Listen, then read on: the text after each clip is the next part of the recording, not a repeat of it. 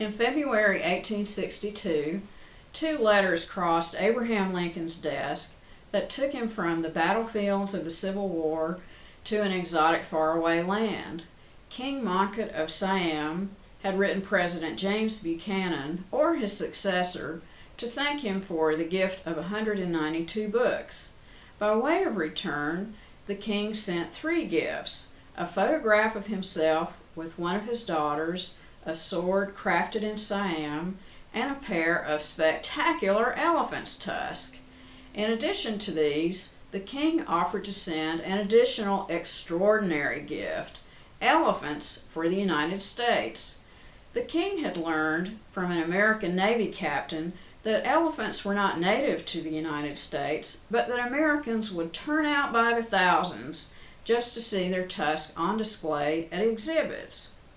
The image of elephants roaming wild in American forests must have delighted Lincoln's sense of humor.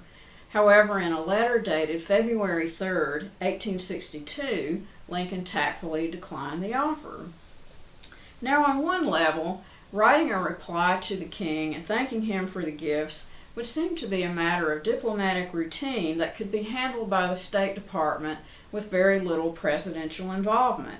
Indeed, when he assumed the presidency, Lincoln informed William Seward that he would leave almost entirely in the hands of his Secretary of State the dealing with foreign nations and their governments. There may be cause to wonder whether Lincoln simply signed a letter written by Seward. However, a close reading of the letter reveals that while Seward may have drafted an outline of the letter, the tone and style of several passages definitely bear Lincoln's hand. The exchange between Lincoln and Mongkut occurred within the context of a relationship between the United States and Siam that stretched back to the presidency of Andrew Jackson. In 1833, Edmund Roberts, the American diplomatic representative to Siam, negotiated the Treaty of Amity and Commerce to promote open trade relations. The treaty was renegotiated in 1856 by Townsend Harris, who had been appointed consul to Japan by Franklin Pierce. When the Harris Treaty was ratified in 1858, James Buchanan had succeeded Franklin Pierce. On May 10, 1859, Buchanan sent Mongkut a letter and the gift of 192 books that arrived in 1860. The king replied on February 14, 1861, through two letters. By the time the letters arrived in Washington, Abraham Lincoln had been elected president. His letter to the King of Siam, February 3, 1862, was written in reply to these two letters. Lincoln opens his letter in plain, simple language. He writes, "Great and good friend, I have received your Majesty's two letters of the date of February 14, 1861. This is in stark contrast to the elaborate salutation in both of Mongkut's letters, which read in part, 'By the blessing of the highest superagency of whole universe, the King of Siam, the sovereign of all interior tributary countries adjacent, around, in every direction,'" and then he continues with the greeting and says, the letter was dated Wednesday, 10th night of waxing moon, in the lunar month of Vesak, the 6th month reckoning from the commencement of the cold season, in the year of goat, first decade, in Siamese local astronomical era 1221. Lincoln must have been fascinated and amused by this language. The details about the Siamese calendar would have piqued his curiosity about foreign cultures. The plainness of Lincoln's salutation contributes to his image as Honest Abe. He does not attempt to exalt himself. Rather, his address puts the men on a level playing field. In addressing the king as his great and good friend, he conveys a warmth that is characteristic of his image as Father Abraham. Lincoln continues his letter by thanking Mongkut for the gifts, writing, "I have also received in good condition the royal gifts which accompanied those letters. namely a sword of costly materials and exquisite workmanship, a photographic likeness of your majesty, and also 2 elephants' tusks of length and magnitude such as indicate that they could have belonged only to an animal which was a native of Siam. This last phrase contains a trace of Lincoln's humor and provides evidence that Lincoln contributed to the writing of the document. Lincoln proceeds by responding to remarks made by Monkett regarding the exchange of gifts between heads of state. In his first letter, Monkett explained that he had misunderstood American protocol regarding gifts to the president, but that a recent communication had clarified the issue and that he was not offended.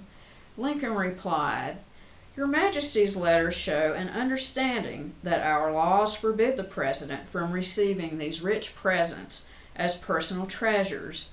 They are therefore accepted in accordance with your Majesty's tokens of goodwill and friendship for the American people. Congress now being in session at this Capitol, I have had great pleasure in making known to them this manifestation of your Majesty's munificence and kind consideration.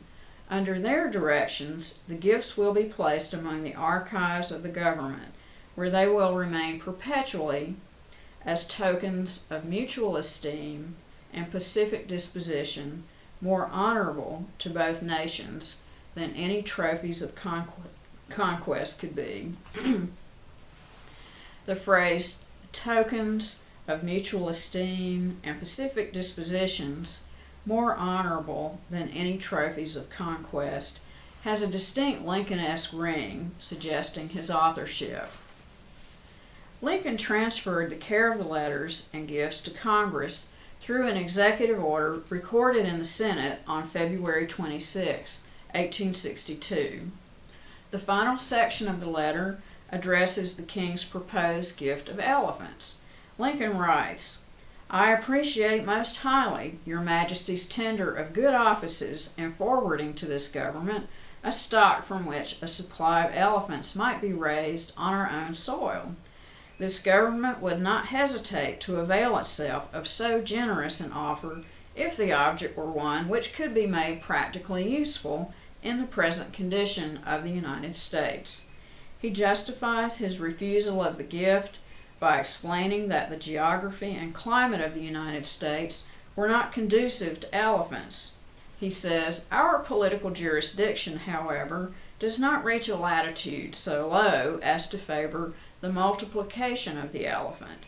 Further, he points out that transportation in America was driven primarily by steam, stating, "And steam on land, as well as on water, has been our best and most efficient agent of transportation in internal commerce." Lincoln then promises to return the King's favor by sending him a gift. "I shall have occasion at no distant day to transmit to your Majesty some token of indication of the high sense which this government entertains of your Majesty's friendship." In March 1863, the State Department commissioned the American sculptor John Quincy Adams Ward to produce a pair of presentation swords for the King of Siam at a cost of under $1,600. The letter concludes, "Meantime, wishing for your Majesty a long and happy life, and for the generous and emulous people of Siam the highest possible prosperity, I commend both to the blessing of Almighty God. Your good friend, Abraham Lincoln." Lincoln's letter to the King of Siam is a brief document, but it's interesting for what it reveals about Lincoln's character and his presidency. At a time when he was immersed in the Civil War, Lincoln was capable of turning his attention to other matters. The quiet, gentle, good-natured tone of the letter is the voice of a president who has maintained his composure during a grave crisis.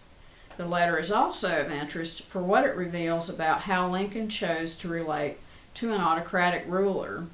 When Monkett describes his understanding of American government and politics, he writes as a student practicing his knowledge. Lincoln replies as a mentor, confirming and gently amending rather than criticizing or patronizing the king. The United States did not become a world power until the latter part of the 19th century. Nevertheless, there were foreign policy issues that confronted Lincoln's administration. The letter to the King of Siam provides a gateway through which we may explore those issues, as well as Lincoln's interest and expertise in foreign policy.